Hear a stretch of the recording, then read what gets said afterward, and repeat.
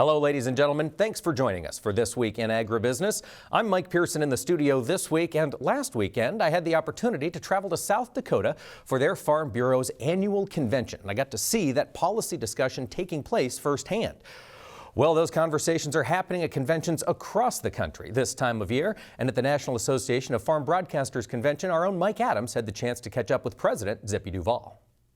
Well, I think the election proved that our country's still really divided, and it's right down the middle. And I think, though, obviously I'm an optimistic person, I think we have a little bit better environment than what we had, because we got each side of Congress being led by two different parties, and maybe that will encourage them to stretch across the aisle and have some conversations that we weren't getting before the election. So hopefully that's a good sign. I hope we never go through another pandemic, but one of the silver linings is that people realize that their food is important to them, and during difficult times maybe it's not as secure as they thought it was.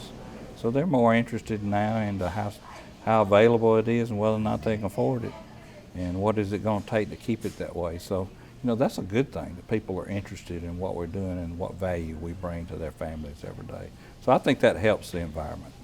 Looking at the Farm Bill, what are your members saying top of the list for them? Is it crop insurance? It is. Crop insurance, protect Title I. Of course, we got to have a discussion at convention about, with the input cost, is the targets right? And, and then of course conservation, and what about all this climate talk, and how's that going to dwindle down to me, and how can I take advantage of that? And our stand is, if it's voluntary, market and incentive based, our farmers have proven they'll always step up and do what they got to do to continue on that route of being climate sensitive. What do you hope to see in the next year or two on trade? Yeah, one of the problems we got with this administration is we just haven't seen enough movement there. I mean, it's just really, we come off of an administration that was gun-ho trade, and we've reaped huge benefits out of that. Did have some challenges with some tariffs there, but they stood behind us. But the Phase 1 China agreement was very valuable to agriculture, and we need to find a way to continue that.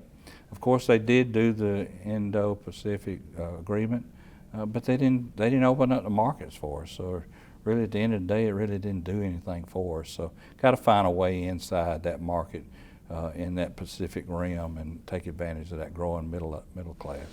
What do you hear from members around the country as far as crop input availability and prices? Yeah, everybody's really concerned.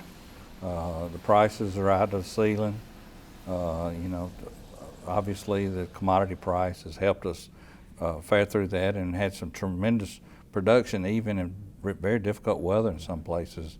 It just goes to prove what research and development and research to do in those hybrids that they're planting now.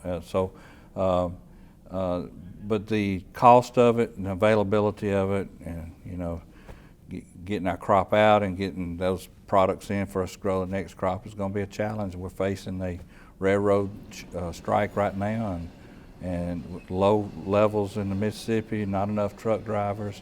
I mean, that is a tremendous challenge in front of us, and if they can't find an agreement with the railroad, we're going to be asking Congress to step in, because that would be a catastrophic thing that could happen to not just agriculture, but just America in general. So, and on infrastructure, the bill was passed, but we're waiting to get the money out and see what projects actually get funded. What do you hope to see there? Well, of course, we've always supported continuing doing work on the river, and the making sure that we have a good passageway, bringing stuff in and out. Bridges are important, a lot of them are dilapidated.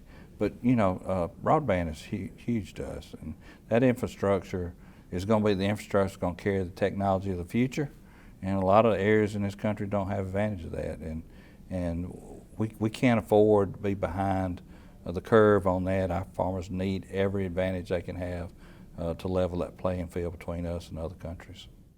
Well, thank you, Mike. And of course, those state farm bureaus will then move up to the next level. They'll take their concerns to the American Farm Bureau Annual Convention, which is happening this year in San Juan, Puerto Rico, January 6th through the 11th.